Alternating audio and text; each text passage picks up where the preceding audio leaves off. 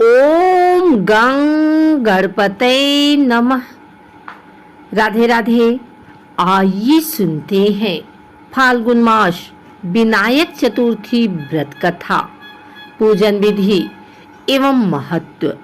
विनायक चतुर्थी पर गणेश जी की पूजा दिन में 2 बार की जाती है, एक बार दोपहर में और एक बार मध्याह्न में। पुराणों के मुताबिक माना जाता है कि विनायकी चतुर्थी व्रत करने से सभी कार्य सिद्ध होते हैं, मनोकामनाएं पूरी होती हैं और समस्त सुख सुविधाएं भी प्राप्त होती हैं। साथ ही रोग मुक्ति की कामना से भी ये व्रत किया जाता है। इसलिए फाल्गुन महीने की विनायक चतुर्थी महत्वपूर्ण मानी जाती है। विनायक चतुर्थी व्रत पर क्या करें? गणेश पूजन के बाद भोग लगाएं, प्रसाद में से कुछ गरीबों या ब्राह्मणों में बांट दें। यदि आप इस दिन ब्राह्मणों और जरूरतमंद लोगों को भोजन कराते हैं और कुछ दान करते हैं तो भगवान गणेश प्रसन्न होते हैं। चतुर्थी व्रत में दिन भर उपवास रखें और शाम को भोजन ग्रहण करने से पूर्व गणेश चतुर्थी व्रत कथा, गणेश चालीसा आदि का पाठ जरूर करें। शाम को संकट नाशन गणेश स्तोत्र का पाठ और श्री गणेश की आरती करें। ओम गणेशाय नमः मंत्र के जाप से अपने व्रत को पूर्ण करें। मान्यता है कि विनायकी चतुर्थी के दिन व्रत करने और इस दिन गणेश की उपासना करने से घर में सुख समृद्धि, आर्थिक संपन्नता के साथ साथ ज्ञान एवं बुद्धि प्राप्त होती है। चतुर्थी पर भगवान गणेश की पूजा से सभी कार्य सिद्ध होते हैं और सभी मनोकामनाएं पूरी होती हैं। विनायक चतुर्थी के बारे में मान्यता है कि इसके प्रभाव से जीवन में आ रही रुकावटें दूर हो जाती हैं। इसके अलावा इस व्रत को विधि पूर्वक करने से मनोकामना पूरी होती है। इस दिन गणपति की पूजा करने से सुख समृद्धि, धन दौलत के साथ ही ज्ञान और बुद्धि का भी विकास होता है। आइए सुनते हैं विनायक चतुर्थी व्रत कथा। श्री गणेश चतुर्थी व्रत की पौराणिक कथा के अनुसार एक बार भगवान शिव तथा माता पार्वती नर्मदा नदी के किनारे बैठे थे। वहां माता पार्वती ने भगवान शिव से समय व्यतीत करने के लिए चौपड़ खेलने को कहा।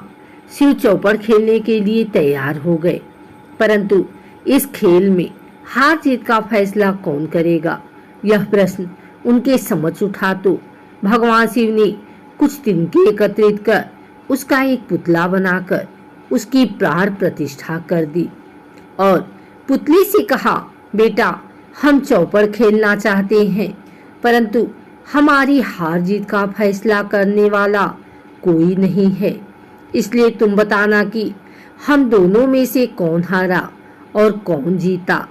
उसके बाद भगवान शिव और माता पार्वती का चौपड़ खेल शुरू हो गया। यह खेल 3 बार खेला गया और संयोग से तीनों बार माता पार्वती ही जीत गई। खेल समाप्त होने के बाद बालक से हार जीत का फैसला करने के लिए कहा गया तो उस बालक ने महादेव को विजयी बताया। यह सुनकर माता पार्वती क्रोधित हो गई और क्रोध में उन्होंने बालक को लंगड़ा होने, कीचड़ में पड़े रहने का श्राप दे दिया।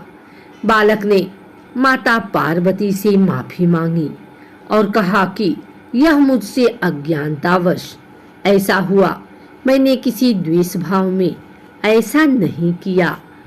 बालक द्वारा क्षमा मांगने पर माता ने कहा, यहाँ गणेश पूजन के लिए नाग कन्याएं आएंगी, उनके कहे अनुसार तुम गणेश व्रत करो, ऐसा करने से तुम मुझे प्राप्त करोगे। यह कहकर माता पार्वती शिव के साथ कैलाश पर्वत पर चली गई। 1 वर्ष बाद उस स्थान पर नाग कन्याएं आईं तब नाग कन्याओं से श्री गणेश के व्रत की विधि मालूम करने पर उस बालक ने 21 दिन लगातार गणेश जी का व्रत किया। उसकी श्रद्धा से गणेश जी प्रसन्न हुए। उन्होंने बालक को मनोवांछित फल मांगने के लिए कहा। उस पर उस बालक ने कहा, हे विनायक, मुझ में इतनी शक्ति दीजिए कि मैं अपने पैरों से चलकर अपने माता पिता के साथ कैलाश पर्वत पर पहुंच सकूं और वे यह देख प्रसन्न हों।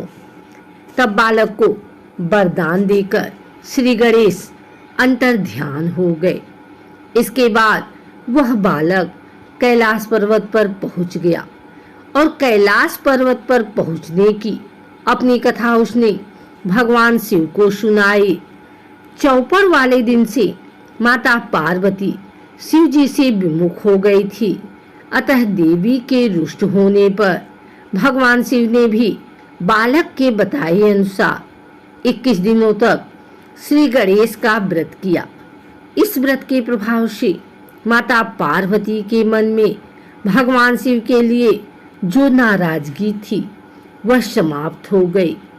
तब यह व्रत विधि भगवान शंकर ने माता पार्वती को बताई।